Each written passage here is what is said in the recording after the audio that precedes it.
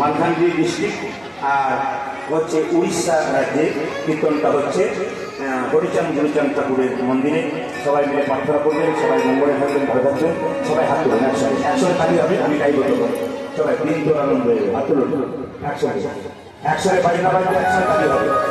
আসলে মহিত করে দিন, আমি যখন দেবো তখন দেবো। সবাই হাত